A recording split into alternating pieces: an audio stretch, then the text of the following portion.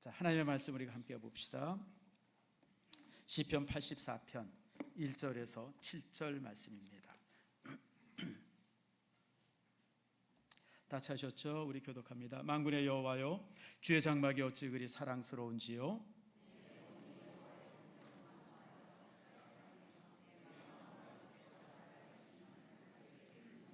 나의 왕 나의 하나님 만군의 여호와여, 주의 제단에서 참새도 제 집을 얻고 제비도 새끼둘 보금자리를 얻었나이다.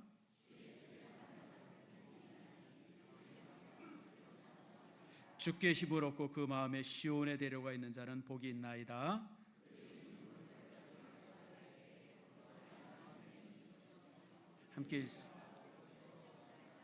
함께 읽습니다. 그들은 힘을 얻고 더 나아가 시온에서 하나님 앞에 각각 나타나리이다. 아멘. 기도하겠습니다. 하나님 감사합니다. 주께서 사랑해 주셔서 종교개혁지를 정말 무사히 잘 다녀오게 하신 아버지 너무 감사합니다. 25명이 함께 했는데 감기 걸린 사람도 하나도 없고 다친 사람도 없고 정말 여러 가지 문제들도 없이 무사히 다녀온 것, 우리 성도들의 정말 뜨거운 기도 속에서 다녀왔기 때문임을 믿습니다. 저들의 사랑에 감사드리고 또 이제 가서 우리가 여러 가지를 보면서 정말 아름답게 마무리하게 되어진 것 감사합니다.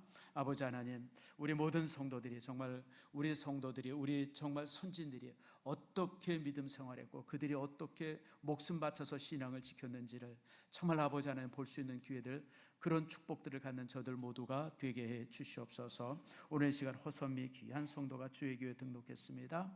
아버지 하나님, 주님의 교회 안에서 복된 저가 되게 하시고 우리 교회 등록이 하나님 나라의 등록이 되어지는 축복 주님 내리워 주시옵소서. 하늘의 문을 열어주시고 가득 차고 놀라운 복을 귀한 딸에게 허락해 주시고 정말 아버지 저의 평생의 삶 속에 일산신성교회 등록이 가장 큰 아버지 하나님 축복임을 아버지 알게 해 주시옵소서. 오늘 이 시간 주께서 우리의 말씀에 함께 하시고 놀라운 은혜를 주실 줄을 믿고 예수님의 이름으로 기도드립니다. 아멘. 자, 우리 교회 우리 이제 구호를 한번 이제 외칩니다. 샬롬, 샬롬. 예, 여러분 축복합니다. 특별히 이번에 우리 성주 선교지를 이 종교개혁지를 가면서 김여매 목사님이 그런 얘기를 하더라고요. 목사님, 교회의 가장 큰 영광은 부흥입니다. 하나님의 영광은 부흥을 통해서 드러납니다. 마틴 로이드 존스가 했던 말인데 이분이 그 얘기를 여러 번 하시더라고요. 우리 교회의 샬롬과 부흥을 통해서 하나님의 놀라운 영광이 드러나는 축복이 저와 여러분들과 우리 교회 안에 있기를 축복합니다. 요즘에 이제 차들을 보면 차 뒤에 이렇게 써 있는 글씨들이 있죠. 제 차는 이제 소렌토인데 제 차 뒤에는 이제 SUV라고 써 있어요. SUV. 종종 여러분들이 이렇게 차를 타고 가다가 그런 보면 저게 무슨 뜻일까 그런 게 있어요. 그래서 SUV는 스포츠 유틸리티 비히클이라고 하는, 다시 말하면 아주 경쾌하게 운전할 수 있는 차라는 뜻이에요. 그 다음에 또 RV라는 차가 있죠. RV는 조금 더 큰 차죠. 그 차는 이제 뭐냐면 레저 유틸리티라는 뜻이에요. 가족들이 함께 어디 여행할 때, 레저할 때 쓰는 그런 차다. 그래서 RV라고 써 있어요. 반면에 또 이제 세단형 차인데 조금 큼직한 세단형 차에 뒤에 GT라고 써 있는 게 있어요. GT. 저도 옛날에 저 DT가 무슨 뜻인가, 그 차에 GT가 써요. 저게 뭘까 궁금했는데 그 GT가 뭐냐면 그랜드 투어라고 하는 뜻이에요. 그랜드 투어. 그랜드 투어가 뭐냐면 지금부터 한 700년 전, 800년 전에는 유럽 사람들이 여행을 했어요. 자녀들을 여행을 시켰습니다. 자녀들을 학교에서 교육시킨 것이 아니라 여행을 통해서 교육을 시켰어요. 그래서 보통 이제 가정에서 이제 과외공부 선생님을 불러들여서 귀족들의 자녀들이죠. 그 선생님들을 여행시키고 이제 자녀가 이제 14살, 5살 되어지면 이제 선생님을 한두 번 이렇게 붙여가지고 유럽 전체를 여행하게 합니다. 그럼 그 여행의 기간이 보통 3년, 4년, 뭐 길면 5년도 되어집니다. 그 긴 여행 동안 유럽 전체를 여행합니다. 여러분 잘 아는 국부론을 쓴 아담 스미스 있지 않습니까? 그 아담 스미스 같은 사람도 사실은 대학교 교수였었는데 귀족이 내 자녀를 그랜드 투어 시키려고 그러는데 내 자녀의 이제 이렇게 이제 교사가 돼달라 그래서 사실 그래서 그 자녀를 데리고 유럽을 여행하면서 남는 시간에 글을 썼는데 그 썼던 글이 이제 국부론이라고 하는 책입니다. 물론 이제 가다가 사실 그 귀족의 자녀가 결투를 하다가 죽음을 당합니다. 그런데 그 계약서를 어떻게 쓰냐면 다녀오면 뭐 이제 이렇게 그 대학에서 받는 월급의 몇 배를 줄 것이고 그 다음에 이제 죽을 때까지 이제 이렇게 월급을 지급하겠다. 뭐 이제 이렇게 계약서가 이제 있어서 이제 아담 스미스가 돌아와서 그 사례를 받으면서 이제 계속 연구를 해서 국부론이라든지 이런 여러 책을 쓰죠. 자, 그게 이제 GT입니다. 그래서 유럽은 이처럼 아이들이 크면 학교에서 교육시키지 않았어요. 세상에서 교육을 시켰고 세상에서 교육시키는 방법이 그랜드 투어입니다. 긴 여행을 시켰습니다. 그래서 도시마다 가면 거기 이제 유명한 명사들이 있을 거 아니에요. 그들을 만나고 또 유명한 선생님들 있잖아요. 그 선생님들을 만나서 같이 토의하고 대화하고, 그래서 그때 가졌던 인맥들, 그때 가졌던 관계를 통해서 평생을 살았다 그래요. 그래서 여행이라고 하는 것은 이처럼 이제 과거에는 그 최고의 교육으로 이제 쓰여졌습니다.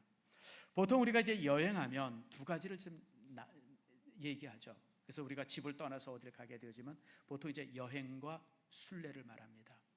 여행과 순례가 어떻게 보면 같은 것 같은데 많이 다릅니다. 여행은요, 내가 떠나면 일주일이 됐든 이주일이 됐든 떠나서 툭 둘러보고 어떤 여러 곳을 이제 들릴 수 있죠. 들려서 돌아오는데 떠날 때 모습과 똑같은 모습으로 돌아오면 그건 여행입니다. 어디를 가든지 마찬가지예요. 뭐 이제 어디입니까? 성지순례 이스라엘을 가도 아니면 무슨 초대교회 7교회를 돌아봐도 갔다 오고 나서 전혀 변함이 없으면 사실 순례라고 이름은 붙였지만 순례가 아니라 그냥 여행입니다. 여행 갔다 온 거예요. 반면에 순례라고 하는 것은 뭐냐면 내가 떠날 때의 모습과 전혀 다른 모습이 되어서 돌아오면 그게 순례입니다. 가서 새로운 문화를 보고 문명을 보고 또 이제 종교개혁자들의 그런 어떤 순례 현장을 보고 그들이 이 화형당했던 장소, 그 다음에 그 시대 때 정말 신앙의 핍박을 피해가지고 수만 명이 정말 그 수백 킬로를 와가지고 그들이 정착했던 그 마을을 보고 그들의 교회를 보고 이러면서 그들의 이런 삶들, 과거의 이런 저런 모습을 보면서 굉장히 마음에 어떤 이제 충격도 되어지고 변화도 되어지고 뭔가 깨닫고 이래가지고 내가 출발했을 때와는 전혀 다른 모습이 되어져서 내가 가정으로 돌아오면 그것을 이제 순례라고 말합니다. 그래서 여러분들 순례는 꼭 성지를 달려서만 가기 때문에 순례가 아닙니다. 제가 종종 보면 어떤 청년들은 선교지 갔다 그렇게 변하는 사람도 있어요. 선교지에 가가지고 그 가난하고 힘든 사람들의 신앙들, 그 다음에 선교사들의 열심히 있는 모습을 보면서 너무 놀랍게 변화되어서 돌아오는 모습이 있어요. 그래서 순례는 선교지도 그렇고 성지도 그렇고 어떤 유럽이라든지 다른 나라에 가가지고 너무 내가 충격을 받고 변화가 되어지고 그곳에서 새로움을 깨닫고 돌아오게 되어지면 그것을 갖다가 이제 보통 우리는 순례라고 말합니다. 순례. 그래서 이번에 우리가 이제 이 종교개혁지를 쭉 돌아보면서 사실은 그런 면에 있어서 참 우리가 많이 이제 깨닫고 변화되어지고 그래서 이런 좋은 기회를 가졌음을 여러분들에게 다시 한번 말씀을 드립니다. 그래서 여러분들 모름지기 순례라고 하는 것은요, 좋은 구경하고 좋은 음식 먹고 유쾌한 잡담을 나누는 것에 만족하지 아니하고 자신의 인생을 성찰하게 되어지고 하나님의 손길을 우리가 이렇게 확인하게 되어지고 또 이제 변화의 세계를 맛보고 이렇게 되어지면 그것이 어느 순간에 올 줄 몰라요. 교회를 보면서 올 수도 있고 어떤 동상을 보면서 올 수 있고 어떤 순교자들이 어떤 유물을 보면서도 올 수 있고 그런 것이 번개같이 우리의 인생 속에 닥쳐지면 그 순간이 바로 이제 순례의 아름다운 그런 모습이 되어질 수 있습니다. 저는 여러분들에게 종종 많은 여행을 권합니다. 왜냐하면 여행을 통해서 가장 많은 것을 볼 수 있어요. 다만 여행사를 통해서 되어지는 그런 관광의 여행이 아니라 어떤 이제 선교사를 통해서 선교지를 돌아본다든지 아니면 또 이런 순례의 기간들 이런 모습들을 이렇게 성도들과 함께 되어지는 이런 모습을 통해서 여러분들의 인생에 큰 충격이 되어지고 변화가 되어지고 새로움이 되어지는 축복이 있기를 축복합니다. 오늘 84편이 바로 그런 책입니다. 시편 84편은 자 여러분 그 1절 전에 가로쳐 있는 게 있죠. 고라 자손의 시, 거기 한번 같이 읽읍시다. 시작. 고라 자손의 시, 인도자를 따라 깃딧에 맞춘 노래. 이게 지금 3000년 전에 쓰여진 시인데요. 그 당시에는 악보가 없었습니다. 악보가 있었던 것은 지금부터 한 1200~300년 전에 악보가 만들어졌고 그 이전에는 악보가 없었어요. 그냥 이렇게 외워서 부른데, 여기 깃딧에 맞춘 노래라고 하는 것은 깃딧이라고 하는 어떤 그 일종의 이 음악의 형태가 있습니다. 우리나라도 그런 게 있잖아요. 뭐 시조에 맞춘 형태, 무슨 뭐 장에 맞춘 형태. 뭐 우리나라 노래도 그런 노래가 있잖아요. 우리나라도 사실 악보가 없었죠. 그래서 이제 음률에 따라서 부르고 그러는데, 깃띠밀은 그런 뜻이고요. 그리고 저자는 누구냐면 고라의 자손입니다. 고라의 자손들은 어떤 사람들이냐면 교회에서 찬양대를 하던 사람이에요. 지금 우리가 여기 찬양대원들 있죠. 이 성전에서는 찬양대는 요 고라의 자손들만 찬양대를 했어요. 아무리 노래를 잘해도 찬양대를 못합니다. 아무리 악기를 잘 다뤄도 찬양대를 못해요. 오직 고라의 자손만 찬양을 할 수 있고 교회 안에서 악기를 다룰 수가 있었습니다. 그러니까 특별히 제사장들과 함께 구별된 족속이 바로 이제 이 고라의 자손입니다. 그런데 이 고라의 자손인 이 저자가 성지를 순례하게 되어진 겁니다. 예루살렘 성전을 가게 되어진 것이죠. 근데 예루살렘 성전에 보통 이제 이스라엘 사람들이 이스라엘 땅에 살면 1년에 3번을 가야 돼요. 이스라엘 땅에 살면. 그런데 여러분들 잘 아는 것처럼 이스라엘이라는 민족은 열강의 틈바구니에서 끊임없이 외세의 침략에 시달렸었습니다. 그래서 이들은 자이든 타이든 간에 이렇게 이제 이 외국 나가서 사는 사람들이 굉장히 많았어요. 그런 사람들을 디아스포라라고 합니다. 그러니까 만약에 이제 이 포로로 붙잡혀 갔다든지 뭐 어떤 저런 일이 있어지고 수천 킬로 떨어져 있는 사람이라 그러면 성지 순례는 평생에 한 번, 2번밖에 할 수 없는 그런 일이죠. 아무튼 이 고라의 자손은 가만히 전체 말씀을 읽어보면 성지 순례를 자주 한 사람 아니에요. 평생에 한 2~3번 했던 것 같아요. 그런데 그런 그 예루살렘 성지를 순례하고 오면서, 그리고 순례하고 와서 성지를 바라보면서 자신이 성지 때 받았던 그런 큰 감격들, 그런 그 은혜들, 그것들을 이제 시로 썼는데 그것이 바로 이제 오늘 이 84편입니다. 그래서 이 84편에서는 어떤 사람이 정말 행복한 사람일까, 이 땅에 살면서 정말 행복한 사람은 어떤 사람인가 라고 하는 것을 이제 본문 내용 전체에 우리를 향해서 말씀하고 있습니다. 요즘에 이제 물질이 풍부한 시대죠. 또 물질 중심의 시대입니다. 참 이번 유럽에 가가지고 제가 참 우리가 많이 느낀 것 중에 하나가 이런 부분이죠. 50년 전만 해도 유럽은 신앙 안에서 탄탄했던 그런 세계였었습니다. 근데 물질의 풍요가 사람들을 교회에서 떠나게 했어요.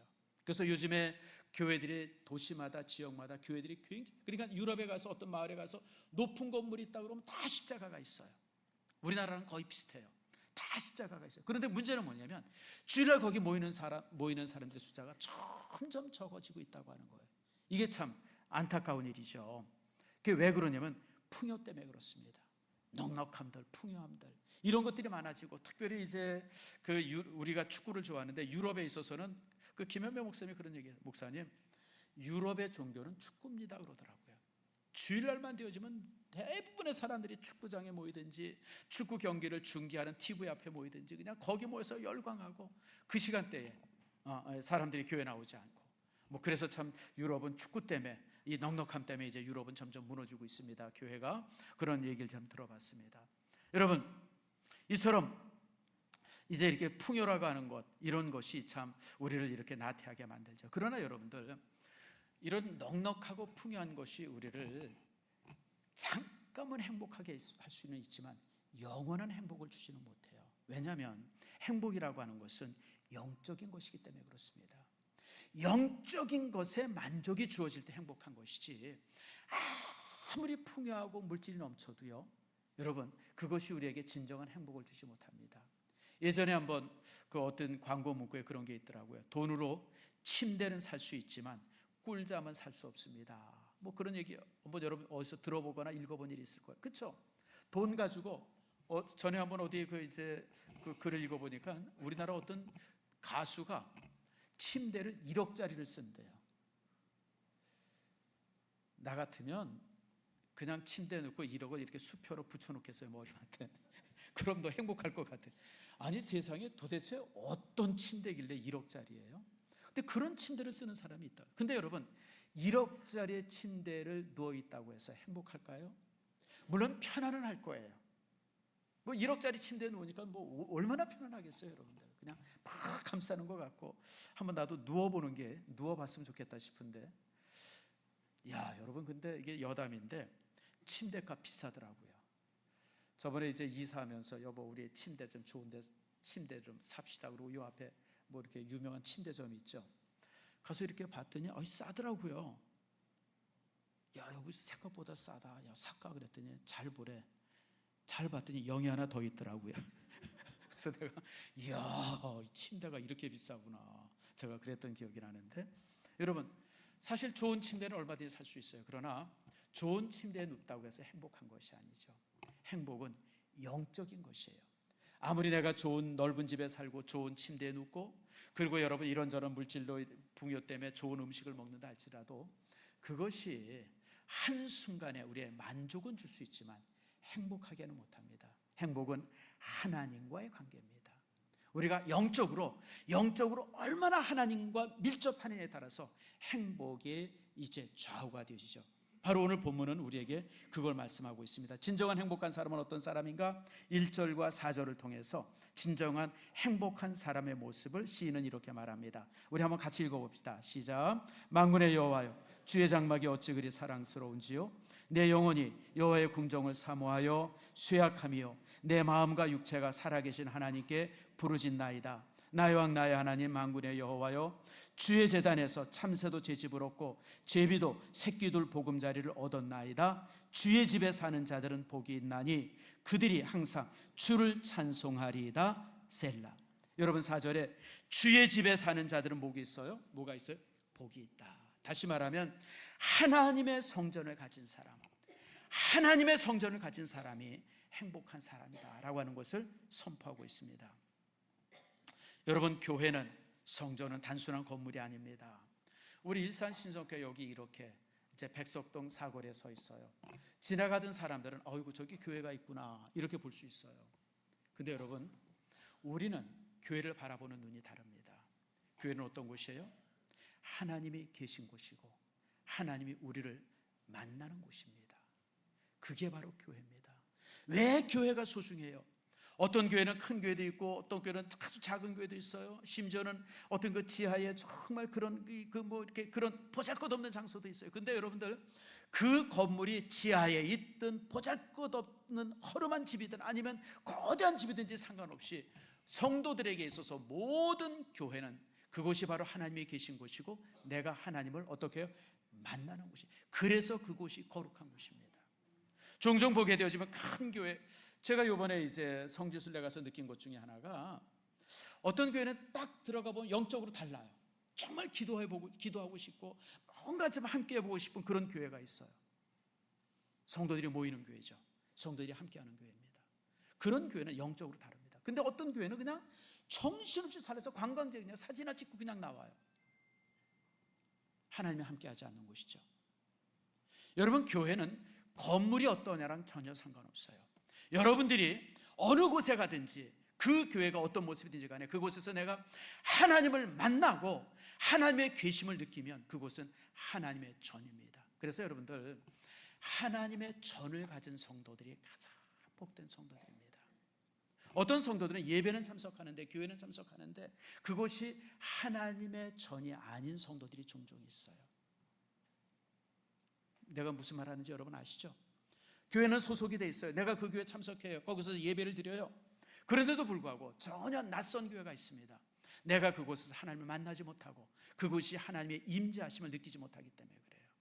그래서 정말 복된 사람은 어떤 사람이냐? 자신의 교회를 가진 사람이에요.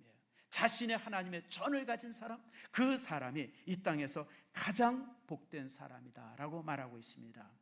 그러므로 여러분들, 오늘 본문에 시인이 말씀하고 있는 것이 바로 그거죠. 여호와의 궁전. 여러분, 고라의 자손이 이 성경을 썼을 때에 하나님의 교회는 천막이었을 겁니다.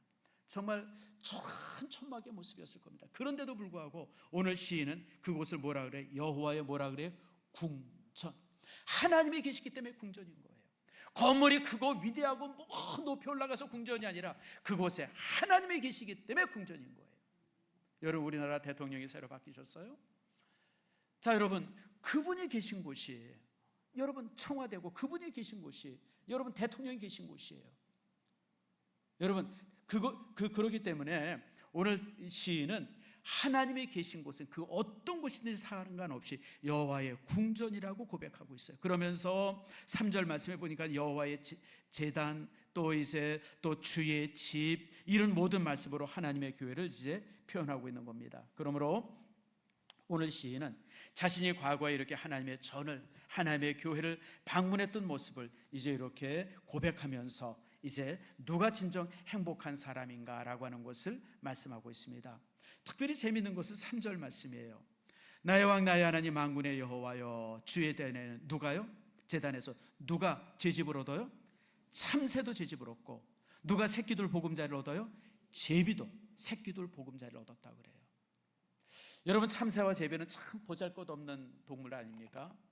그냥 날아다니는 그런 보잘것 없어요. 그런데 그런 보잘것없는 사람, 세상에서 정말 쓰레기처럼 아무도 알아주지 않고 또 그런 사람들조차도 교회만 오면 교회 안에서 내 보금자리가 되어지고 내가 거할 곳이 있고 내가 머물 곳이 있는 그런 곳이 하나님의 전이다라고 말합니다. 그러므로 여러분들, 교회를 향해서 교회는 이처럼 모든 사람들이 함께 한다라고 하는 거 기억하세요. 다시 말하면 교회는 성인 군자의 안식처가 아닙니다.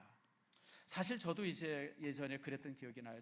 이제 학생 때, 청년 때 교회 안에서 이렇게 보면 항상 저는 교회 안에 있는 모든 사람들은 정말 착하고 선하고 정말 의롭고 진실하고 이런 사람들만이 교회 안에 가득 모여있다고 생각을 했어요. 근데 와서 이제 교회 생활을 해보면 사실 또 그렇지도 않잖아요. 별별 사람이 더 있어요. 왜 그런지 아세요? 참새 같은 사람들, 제비 같은 사람들이 와서 보금자리를 하고 거기 품고 살고 있기 때문에 그래요. 그래서 여러분들, 교회라고 하는 곳은 성인 군자들이 모이는 곳이 아니라 죄인들이 모이는 곳이고 부족한 사람들이 모이는 곳이고 모자란 사람들이 모이는 곳인데, 그들이 모여서 정착을 하고 그들이 모여서 함께하고 그들이 모여서 어울리는 곳, 그곳이 교회예요. 그래서 여러분들, 교회라고 하는 곳에 항상 여러분들 그런 부분들이 있다고 하는 걸 기억하세요. 우리는 교회가 완전하기를 많이 바라죠. 우리 일산 신성교회 완전한 교회가 되기를 원해요. 요만큼도 흠이 없는 그냥 완벽한 교회가 되리라고, 이 교회라고 자 그렇게 되기를 이제 소망하는데, 따라합시다. 그런 교회는 없다. 그런 교회는 세상에 없어요, 여러분들. 스펄전 목사님이라고 100년 전에 최고의 설교자가 한 분 계셨어요. 아무튼 그분이 이제 이 땅에 있었던 설교자 중에서 최고라고 보통 이제 그렇게 말하는 분이 스펄전입니다. 근데 어느 날 그분 앞에 청년이 한 명 찾아왔다 그래요. 찾아와가지고 목사님한테 상담을 하는데 그런 얘기를 하더래요. 목사님, 정말 좋은 교회 하나 좀 소개시켜 주세요. 목사님 설교가 완벽하고 그리고 성도들이 정말 신실하고 선교도 하고 뭐 이렇게 완벽한 교회, 그런 교회를 좀 소개해 달라고, 자기가 그런 교회 가서 신앙생활하고 싶다고 스펄전 목사님을 찾아와서 그러드립니다. 근데 스펄전 목사님 그 얘기를 듣더니 그 청년에게 이렇게 답했다 그래요. 청년, 내가 아는 교회 중에서 그런 교회는 하나도 없어. 그런 교회가 없어. 근데 하나 내가 부탁할게. 혹시 그런 교회 찾으면 나 좀 알려줘. 나도 그 교회 나가게. 여러분, 그렇게 훌륭한 목사님의 설교하고 그렇게 훌륭한 목사님 목회했음에도 불구하고 교회는 여전히 부족해요. 왜요? 우리 같은 사람이 모여있기 때문에 그래요. 성격적으로도 흠이 있고 생활에도 부족함이 있고 이런 거 저런 거 삶에서 상처가 많은 사람들, 이런 사람들이 교회 안에 모여서 예배하고 교회 안에서 함께하기에 그럴 수밖에 없어요. 그래서 중세시대 때 선 프란체스코라고 하는 유명한 분이, 아주 훌륭한 분이죠. 프란체스코 그러면 뭐 기독교인들 좀 모르는 분이 없죠. 그분이 이런 얘기를 했습니다. 따라합시다. 교회 안에서 교회와 함께 교회를 위하여. 이분이 평생의 모토가 이것이었었어요. 평생의 모토. 다시 한번 따라합시다. 교회 안에서 교회와 함께 교회를 위하여. 여러분, 중세시대 때 교회는 악의 소굴이었습니다. 정말 중세시대 때 교회는 악의 소굴이었었어요. 중세시대 때는 교회가 아니라 일종의 그냥 표현할 수 없는 것으로 가득 찼어요. 그래서 이제 만약에 이제 내가 귀족인데 아들이 한 서너 있어요. 선호도 있으면 큰아들한테는 자기 귀족의 자기를 물려줍니다. 그리고 둘째 아들한테는 뭘 물려주냐면 이 담임 목사 자리를 사서 줘요. 그 당시 만약 신성교회에 있다 그러면 신성교회에 담임 목사 자리를 돈으로 사가지고 내 둘째 아들을 거기 주교로 앉힙니다. 신앙과 상관없어요. 믿음과 상관없어요. 나이도 상관없어요. 그래서 어떤 교회는 돌짜리 주교도 있었어요. 돌짜리. 그리고 여러분 우리가 알다시피 뭐 신부가 되어지고 그러면 이제 결혼 안 한다 생각하는데 아니에요. 여러분들 결혼할 뿐 아니라 첩도 서너씩 두고 교황청은 말할 수 없이 타락했고, 그런데도 성 프란체스코는 절대 교회를 떠나지 않았어요. 아무리 사람들이 타락하고 주교가 아무리 타락하고 뭐 신부가 아무리 타락해도 그것과 상관없이 교회는 어떤 곳이에요? 하나님의 집인 거예요. 하나님의 집인 거예요. 여러분, 그래서 참 저는 그분의 이 말씀을 듣고 참 우리가 이런 부분에 대해서 우리가 지금 우리가 정말 다시 생각해야 될 부분이 많구나라고는 생각을 해봅니다. 여러분, 우리가 한 손에 예수님을 붙잡았다고 하면 한 손으로는 교회를 붙들어야 합니다. 이것이 정상적인 신앙입니다. 이런 믿음 생활하는 사람을 향해서 오늘 성경은 이렇게 말합니다. 시온의 한번 따라해 보세요. 시온의 대로를 가진 사람, 시온의 대로를 가진 사람이에요. 하나님을 향한 그런 이제 길을 가지고 있는 사람들, 그런 사람들이 바로 이처럼 이제 이렇게 복된 사람이 되어지는 겁니다. 자, 여러분, 우리 저기 6절 말씀 한번 읽어봅시다. 6절 같이 읽겠습니다. 시작. 그들이 눈물 골짜기로 지날 때에 그곳에 많은 샘이 있을 것이며 이른 비가 복을 채워 주나이다. 여러분, 세상을 살면서 정말 얼마나 힘들어요. 눈물 골짜기의 삶을 살 때가 많잖아요. 가슴 저리고 우리가 참 힘들고 이럴 때가 참 많습니다. 여러분, 세상 살아가는데 우리가 힘이 쏙 빠질 때가 얼마나 많아요. 사실 저도 이제 우리 집사람이랑 3개월에 한 번씩 이제 병원에 같이 가지 않습니까? 사실 뭐 우리 집사람이 이제 수술했는데 나는 왜 내가 끌려가야 되는지 이유를 모르겠어요. 아무튼 같이 가서 이제 옆에 가서 이제 의사 입만 가만히 바라보고 이제 앉아 있잖아요. 의사가 괜찮습니다. 그러면 그냥 뭐 날라서 오고 조금 이상하네. 우리 3개월에 CT 한번 다시 촬영해봅시다. 이러면 그냥 탁 다운이 되잖아요. 그게 인생이에요. 인생이라고 하는 것이 어떤 때는 막 좋고 막 이런데 어떤 때는 그냥 너무너무 힘들고 너무너무 답답하고 그냥 삶이 그냥 툭 떨어지는 이럴 때가 이제 우리의 삶 속에 종종 있어요. 그런데 그럴 때라 할지라도 주의 전에 나오면 따라합시다. 힘을 얻고 더 얻어. 그럴지라도 주의 전에 나오면 힘을 얻고 더 얻을 수 있어요. 어떤 사람이 시온의 대로가 있는 사람이 그런 거예요. 단순히 교회 나오는 사람이 아니라 교회 나와서 하나님의 교회 안에서 시온의 대로를 가진 사람이 이런 축복을 누리게 되어진다라고 하는 겁니다. 그러면 시온의 대로가 도대체 무엇일까라고 하는 거예요. 너무 잘 아는 말씀인데 여러분, 오늘 본문에서 시온의 대로를 4가지를 말합니다. 첫 번째가 뭐냐면 따라합시다. 공적인 예배. 예배가 시온의 대로입니다. 자, 우리 교회가 공적인 예배가 있어요. 주일 오전 예배가 있고 오후 예배가 있어요. 수요 예배가 있습니다. 또 금요 기도회도 있고 새벽 기도 있어요. 이런 모든 예배가 공적인 예배입니다. 그 예배가 여러분 시온의 대로가 되어집니다. 그럴 때 우리가 그 예배를 통해서 하나님께 주시는 놀라운 은혜들을 경험할 수 있어요. 우리가 무엇을 통해서 은혜를 경험할지는 아무도 몰라요. 우리가 어떤 때는 찬송을 통해서도, 오늘 피아노 연주가 얼마나 좋았어요? 헌금 시간에 되어지는 그 피아노 연주를 통해서 우리가 얼마나 은혜를 받아요. 그때 하나님의 은혜가 임할 수 있어요.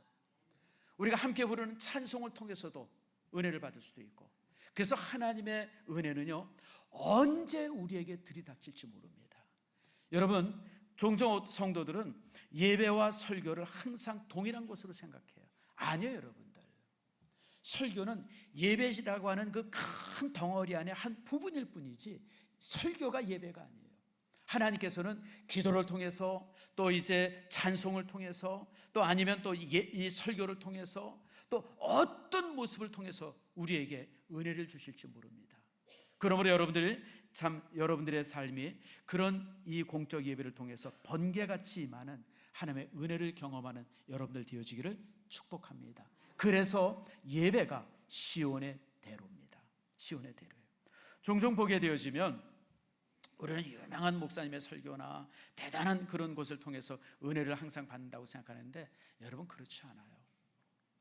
많은 위인들을 이렇게 보면요, 아주 그냥 보잘것없는 곳에, 아주 작은 곳에 은혜를 받아요.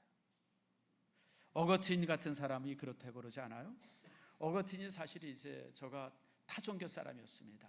다른 종교를 가지고 있었던 사람이에요. 근데 이제 그 밀란이라고 하는 곳에서 암브로시우스라고 하는 유명한 주교를 만나면서 그분의 설교를 이제 이렇게 이제 듣기 시작해요. 왜 듣냐면 신앙을 가지려고 듣는 게 아니라 암브로시우스가 그 당시 설교를 가장 잘하는 사람이었어요. 그래서 암브로시우스가 설교를 잘하니까 저 사람의 수사학을 좀 공부해야 되겠다 싶어가지고 암브로시우스를 믿음을 갖기 위해서가 아니라 그 사람의 설교하는 걸, 수사학을 배우려고 그 이제 예배에 참석을 했었습니다. 근데 그러다 참석을 하다가 갑자기 마음이 조금 동하기 시작했어요. 야, 이거 내가 지금까지 믿었던 게 이게 잘못 믿은 것 같은데, 내가 지금까지 마니교라고 하는 종교를 이제 종교 생활했는데, 이 마니교 신앙이 이게 진짜 아닌 것 같은데, 뭐 이런 고민이 있었어요. 그런 고민 속에서 막 이제 갈등하고 있는데 어느 날 이제 이렇게 집에 앉아 있는데 바깥에서 아이들이 막 찬송하면서 지나가는 거예요. 주일학교 학생들이에요. 주일학교 학생들. 걔네들이 아마 이제 주일날 예배 마치고 집에 가는 것 같아요. 찬송을 하는데 뭐라고 찬송을 하면 펴서 읽으라, 펴서 읽으라, 그런 찬송을 하고 지나가는 거예요. 근데 펴서 읽으라고 하는 말에 갑자기 그냥 마음에 짱 하고 뭔가 이렇게 와 닿았어요. 그래서 옆에 성경이 있어가지고 성경을 얼른 펴서 읽었어요. 근데 딱 폈는데 펴서 눈에 들어온 성경이 뭐냐면 로마서 13장 13절입니다. 자, 제가 한번 읽습니다. 방탕하거나 술 취하지 말며 음란하거나 호색하지 말며 다투거나 시기하지 말고 오직 주 예수 그리스도로 옷 입고 정욕을 위하여 육신의 일을 도모하지 말라. 이 말씀을 읽게 되어진 거예요. 그 말씀 앞에 어거스틴이 완전히 깨어졌어요. 무너졌어요. 그동안 암브로시우스의 설교를 수없이 많이 들어도 전혀 마음에 이 갈등이 없었는데 펴서 읽으라고 한 아이들의 찬송 소리에 성경을 펴서 읽었는데 펴서 읽은 말씀이 술 취하지 말고 방탕하지 말아라. 그 말씀이 탁 발견되어질 때 그게 그냥 그 가슴을 그냥 팡 치는 이 망치가 되어진 거예요. 거기서 이 어거스틴이 완전히 무너지고 새 사람이 되어지고 회개가 되어지고 그리고 저가 그리스도인이 되어졌어요. 여러분, 은혜가 그렇습니다. 언제 어떻게 어떤 모습으로 우리에게 다가올지 아무도 모릅니다. 이번에 이제 우리 김현배 목사님이랑 같이 성지순 이 종교개혁지를 쭉 돌아보는데 그분이 사진을 찍을 때 항상 그래요. 카메라 딱 이렇게 찍으면서 언제 찍을지 몰라요. 항상 이래. 우리 사진 찍을 때 하나 둘 셋 하고 찍잖아요. 근데 하나 둘 셋이 아니라 언제 찍을지 몰라요. 그래서 제가 바꿨어요. 언제 찍힐지 몰라요. 이러고 웃었는데 여러분, 하나님의 은혜는 언제 어떻게 우리에게 임할지 아무도 모릅니다. 여러분, 어느 순간에 누구의 기도를 통해서, 우리 오늘 장로님 기도하셨는데 그 기도의 음성을 통해서 은혜가 내게 임할 수 있고, 여러분 찬송을 통해서도 입을 수 있고, 여러분 은혜라고 하는 것은 그래서 공적 예배가 시온의 대로의 제일 첫 번째 장소입니다. 두 번째, 시온의 대로의 두 번째 장소는 개인의 경건 생활이죠. 여러분, 우리가 이렇게 성도들이 한 300명이 모여서 함께 하나님 앞에 예배할 수도 있고 참 이것도 귀한 시간이죠. 그런데 여러분, 개인이 하나님과 설 수 있는 시간도 필요합니다. 나 혼자 하나님 앞에 1대1로 하나님을 만나서, 그래서 참 이렇게 개인의 경건 생활이라고 하는 것은 참 중요합니다. 홀로 말씀을 읽고 홀로 기도하고 있고 뭐 홀로 또 이제 중보도 하고, 이런 매일매일에 되어지는 경건 생활이 우리가 파는 셉이 점점 깊어질 수 있습니다. 그러므로 여러분들 개인의 경건 생활에 항상 힘쓰기를 축복합니다. 우리가 11조를 하죠. 물질의 11조입니다. 여러분, 11조는 제가 종종 기도를 통해서 말씀을 드려서 말하지만 우리가 11조는 단순히 물질을 드림이 아니라 내 삶의 모든 것이 하나님의 것입니다라고 하는 고백이 11조입니다. 여러분, 내가 지금 가지고 있는 건강, 내가 가지고 있는 직장, 사업, 내가 가지고 있는 모든 것이 하나님께서 내게 주신 겁니다. 이 고백이 있지 않으면 절대 11조 못합니다. 근데 여러분, 물질의 11조는 우리 성도들이 잘합니다. 우리 일산신속교 성도들이 거반다 11조를 잘하세요. 참 감사한 일이죠. 근데 여러분, 제가 하나를 더 부탁합니다. 물질의 11조도 소중하지만 시간의 11조도 필요합니다. 하나님 앞에 여러분들의 시간에 10분의 1을 드리세요. 아이고 목사님 2시간 반을 어떻게 드려요? 예, 제가 그 얘기를 얘기하는 게 아니라 우리가 일상의 삶에서 나를 위해서 쓰는 시간들이 있잖아요. 보통 직장에 나가면 8시간, 9시간 쓰잖아요. 그 시간에 10분의 1을 하나님 앞에 드릴 수 있어야 돼요. 적어도 하루에 1시간은 여러분들이 성경을 읽고 하나님의 말씀을 묵상하고 하나님과 기도하는 그런 1시간의 시간을 꼭 가지세요. 이것이 여러분의 영적인 깊이를 만들어줍니다. 우리 교회가 또 우리 교회뿐 아니라 한국 교회가 코로나로 인해 가지고 새벽의 시간을 거의 다 잃어버렸어요. 여러분 다시 여러분들 새벽의 시간을 하나님 앞에 드리고 이렇게 하나님과 경건 생활하고 하나님과 1대1로 만날 수 있는 그런 시간을 갖기를 축복합니다. 세 번째가 있어요. 따라합시다. 영적인 사귐. 성도들과 사귀어야 돼요. 성도들과 대화해야 합니다. 성도들과 많이 나눠야 돼요. 어떤 성도들이 종종 그런 얘기를 해요. 아이고 목사님 누구랑 대화를 했더니 수준이 안 맞아서 못하겠어요. 따라합시다. 꼴값을 떨어요. 여러분 교회 안에 내 수준이 안 맞는 사람이 어디 있어요? 나보다 다 높지. 나보다 못한 사람 봤어요? 혼자 계지 교만해가지고. 여러분 우리가 음식을 먹을 때 여러분 스테이크만 먹는다고 건강해집니까? 모두 먹어야 돼요. 야채도 먹어야 돼요. 여러분들 채소도 먹어야 되고요. 거기에 간장도 쳐야 되고요. 소금도 쳐야 되고요. 거기에 또 뭐 넣어야 돼요? 조미료도 넣어야 되고요. MSG 이제 듬뿍 넣어야 맛있죠. 여러분들 그거 안 넣으면 뭔 맛으로 먹어요? 여러분들 그러면서 몸이 건강해지는 거예요. 저는 솔직히 얘기할게요. 저는 신앙이 좋은 성도들과의 대화도 은혜를 받지만요 초신자들에게 더 은혜를 받습니다. 우리 교회 처음 나온 사람들이 한두 마디 하는 게 제 가슴에 그냥 찡할 때가 너무 많아요. 아, 내가 순수함을 잃었구나. 내가 시작점을 잃어버렸구나. 이런 생각을 가질 때가 참 많습니다. 여러분 믿음 생활에 있어서 수준이 어디 있어요? 여러분들 모두가 똑같죠. 그러니까 여러분들 교회 안에서 다양한 성도들이랑 영적 교제를 해야 돼요. 나와 같이 기도 생활하는 사람들 참 좋죠. 동지니까. 그러나 정말 믿음을 시작하는 사람들 여러분 대화해 보세요. 그들을 통해서 우리가 얼마나 많은 도전을 받는지 몰라요. 내가 잊고 살았던 것들이 얼마나 깨달아지는지 몰라요. 그리고 여러분들 연세 많은 분들, 오래 믿었던 사람들, 정말 아주 이제 진득한 곰국 같은 말씀이 있잖아요. 그런 말씀도 나눌 수 있고. 그래서 여러분들 다양한 영적 교제가 교회 안에 있어야 돼요. 이것이 여러분 우리의 시온의 대로가 되어집니다. 앉아가지고 말입니다. 모여가지고 누구 수다나 떨지마, 누구 흉보지마 이런 짓 하지 말고 정말 신앙에 도움되는 얘기들, 정말 우리 서로 격려하는 얘기들, 서로 여러분 요즘에 이제 사람들 사이에 이렇게 닫혀 있는 게 참 많아요. 뭐 요즘에 SNS가 발달돼 가지고 무슨 뭐 팔로워가 몇 명이다, 트위터에 무슨 뭐 이런 얘기들 뭐 그런 얘기하는데 그건 사실 영적 사귐이 아닙니다. 뭐 카톡의 친구들이 아무리 많으면 뭐예요? 소용없어요, 여러분들. 진솔한 대화를 나눌 수 있는 친구들이 있어야 돼요. 이런 대화를 나누는 친구들이 없는 사람들이 항상 사고를 쳐요. 여러분 미국 같은 데 보면 종종 그런 일 있잖아요. 뭐 그냥 묻지마 살인한다고 총 가지고 나와서 그냥 아무 사람, 이게 왜 그런지 아세요? 대화할 수 있는 사람들이 없어서 그래요. 자신이 뭔가 고민이 있고 갈등이 있고 뭔가 이렇게 얘기하고 싶은데 그런 사람이 내 주변에 하나도 없으니까 그런 사람들이 그런 사고를 치는 거예요. 그래서 여러분들이 여러분 스스로를 위해서도 그렇고 우리 교회 주변에 연약한 성도들을 위해서라도 많은 사람과 영적 사귐을 가지세요.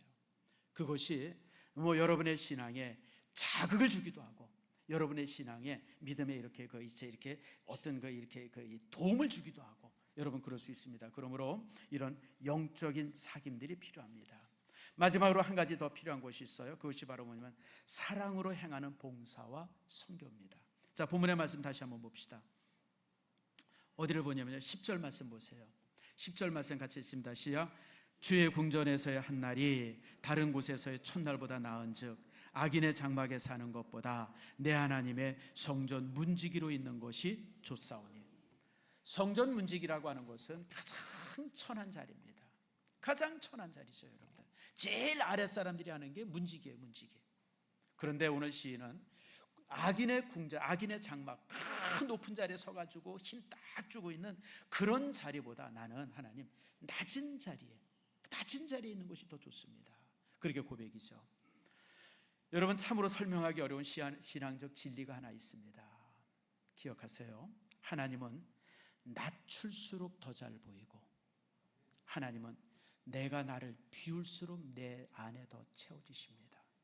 아멘 하세요? 내가 높이 있고 위에 있다고 생각하고 고개 빳빳이 들고 있으면요, 하나님은 나와 아무 상관이 없어서요. 하나님 뵈지도 않아요, 여러분들. 하나님은요, 내가 가장 낮추면 그 가장 낮은 자리에서 하나님이 보여요. 그리고 내가 이것저것 막 채워지면요, 내 속에 하나님이 계실 자리가 없어요. 내가 다 비워지면 그 속에 하나님이 채워주십니다. 이게 신앙의 역설적인 어떤 진리죠. 그래서 여러분들, 많은 성도들이요, 선교지에 가서 하나님을 만나는 사람들이 참 많습니다. 왜냐하면 그 낮은 사람들, 그 어려운 사람들, 그 힘든 사람들과 3일 4일 그 다음에 선교사님들의 그 헌신을 통해서 하나님이 여기 계시구나, 이런 부분을 깨닫게 되어지는 겁니다. 그러므로 여러분들이 교회 안에서 되어지는 여러 헌신들, 또 교회 안에서 되어지는 또 선교들, 이런 곳에 힘써 참여하세요. 왜냐하면 그곳이 바로 시온의 대로가 되어질 때가 있어요. 근데 종종 이제 이렇게 우리가 봉사하고 헌신하다 보면 상처받을 때가 있죠. 뭐 이제 교회 안에서 이런저런 구설수고 뭐 사람들이 입에 오르내릴 때가 있어요. 근데 여러분, 그 누가 무슨 얘기를 했다 그러는데, 여러분들 그런 얘기에 있어서 여러분들 꼭 기억할 것은, 나쁘게 한 말은 아니에요. 좋게 하려고 하는 말인데, 더 좋으라고 한 말인데, 그게 들릴 때 조금 그렇게 들려줄 수가 있어요. 그러니까 여러분들 조심해야 될 것이, 우리 신앙생활 좀 한다고 하는 사람들이 말을 조심해야 돼요. 우리는 그냥 아무렇게나 쉽게 말하는데 듣는 사람들은 그게 되게 상처가 될 때가 있어요. 근데 여러분들, 제가 다시 말씀드리지만, 내가 무엇하고 말한 게 진실이 아니라 그가 어떻게 알아들었느냐가 진실이에요. 목사님, 난 그냥 아무렇지도 않게 얘기했는데, 본인은 아무렇지도 않죠. 듣는 사람이 상처가 되면 내가 그 사람에게 상처를 준 거예요. 조심스럽게. 그래서 우리가 뭘 말하든지 머리에서 3번, 4번 생각해보고 말을 해야 돼요. 무슨 말인지 아시죠? 근데 이제 조금 신앙생활 오래 한 사람들이 좀 그런 것에 좀 약해요. 그냥 편안하게 얘기하다 보니까 이제 그럴 때가 있어요. 그래서 이제 종종 그런 말 때문에 지금 성도들이 제게 와가지고 눈물로 아파하고 힘들어하고 고민하고, 그런 성도들의 모습을 제가 볼 때 참 이렇게 뭐라고 위로할 수가 없어요. 근데 여러분, 방법은 하나 있습니다. 교회 안에서 그 어떤 구설수에도 오르지 않을 수 있는 방법이 딱 하나 있습니다. 뭘까요? 아무것도 안 하면 돼요. 아무것도 안 하고 저쪽 구석에 앉아 있으면 됩니다. 그래서 그냥 예배 시작할 때 그냥 묵도할 때 얼른 들어 앉아 있다가, 목사님 축도 그냥 시작할 때 얼른 빠져나가면 아무도 그 사람 모르고 그 사람에 대해서 아무 말도 안 해요, 여러분들. 그런데 내가 뭔가 식당에서 봉사하고 싶고, 내가 교사로서 봉사하고, 찬양대로서 헌신하고 싶고, 내가 뭔가 이렇게 교회에서 일하고 싶고, 그러다 보면 사람 눈에 띄게 돼 있어요. 그러다 보면 이런저런 얘기를 들어요. 여러분, 따라합시다. 내가 잘하나 보다. 여러분들, 잘하니까 얘기하는 거예요. 못하는 사람은 아예 여러분 레이더에 걸리지도 않아요. 여러분들 따라합시다. 또 내가 이쁜 모양이다. 또 하나 따라합시다. 내가 부러운 모양이다. 항상 그래요, 여러분들. 그러니까 이런저런 얘기를 하죠. 그러니까 여러분들, 혹시나 그런 얘기, 봉사하고 헌신하다가 이런 얘기 들으면 상처받지 마시고, 내가 이쁜 모양이다, 내가 부러운 모양이다. 여러분, 자, 우리 교회 성도들이 참 많습니다만은 성도들의 구설수에 제일 많이 오르는 사람이 누굴까요? 뭘 고민해요? 담임 목사지. 제일 많이 보이는데. 두 번째 누굴까요? 장로님들이죠. 뭘 고민해요? 세 번째는 뭐예요? 회장단들이죠. 남전대 회장, 여전대 회장, 권사회 회장. 또 누구 있어요? 또 주일학교 부장들. 또 그 다음에 뭐 이런 식으로 내려가는 거예요, 여러분들. 제가 구설수에 이르지 않는 방법이 딱 하나 있어요. 뭘까요? 은퇴하면 돼요. 그럼 나한테 아무 관심이 없어요, 여러분들. 그럼 이제 누가 또 구설수에 오를까요? 윤남도 목사겠죠. 후임 목사가 구설수에 오르기 시작하죠. 그래서 여러분들 그냥 일을 열심히 하다 보면 당연히 그럴 것이다 생각하면 돼요, 여러분들. 그래서 그런 것 때문에, 그래서 여러분들 내가 방금 말씀드린 것처럼 내가 일을 잘하나 보다, 내가 부러운 모양이다, 여러분 그렇게 생각하면 돼요. 그러나 여러분, 이런 헌신을 통해서 우리가 하나님을 만날 수 있어요. 내가 낮아지면 낮아질수록, 헌신하면 헌신할수록, 하나님 앞에 충성하면 충성할수록 그 자리에 가장 낮은 곳에 누가 계시면 예수님이 계세요. 그래서 여러분들, 이게 설명하기 어려운 신앙적 진리입니다. 말씀을 맺습니다. 여러분, 우리 믿음의 사람들은 돈 많은 사람이 행복하지 않습니다. 많으면 좋죠. 돈 많은 게 나쁘다는 게 아니에요. 많으면 좋죠. 많으면 좋지만 그것이 진정 우리의 삶을 행복하게 하지 못합니다. 넓은 집, 좋은 차, 여러분 좋죠. 그게 나쁘다는 것 아니에요. 그러나 여러분, 그것보다 더 소중한 것이 있어요. 뭐냐면 시온의 대로를 가지는 거예요. 그것이 진정 나를 행복하게 할 수 있고, 그것이 바로 나를 이제 하나님의 나라에 아름답게 가게 합니다. 여러분, 그러므로 여러분들, 이번에 우리가 참 가서 아주 재미난 얘기를 하나 들었어요. 누굽니까? 아이고, 이름이 금방 생각이 안 나는데, 황성주 박사, 그분을 만났어요.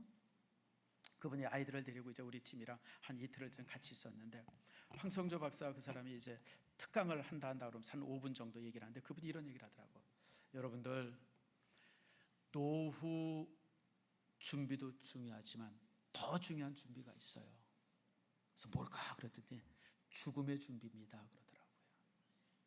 우리가 노후가 되어질 때 어떻게 살 것인가, 이런 거 저런 거 준비하는 것도 굉장히 중요합니다. 특별히 이제 그분이 그런 얘기를 하더라고요. 나이가 들면 제일 조심해야 될 병이 암과 치매인데, 이런 것들이 이제 미리 검사할 수 있고 예방할 수 있는 방법들이 있습니다. 그런 얘기를 하는데, 근데 그것보다 더 중요한 준비가 있어요. 사후 준비입니다. 내가 죽은 이후에 어디로 갈 것인가, 지옥으로 떨어질 것인가, 천국으로 떨어질 것인가, 이게 더 중요한 겁니다. 이거 준비하지 않은 사람은 절망입니다. 그런 얘기를 하는데, 그 재밌는 단어더라고요. 야, 노후 준비보다 더 중요한 게 있구나. 사후 준비. 여러분들, 사후 준비 잘 돼 있습니까? 하나님 앞에 설 때 부끄러움 없습니까? 하나님 앞에 설 때 여러분들 흔들림 없습니까?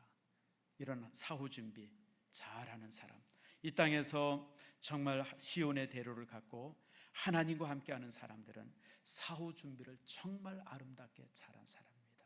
여러분들이 그런 모든 사람들이 되어지기를 축복합니다.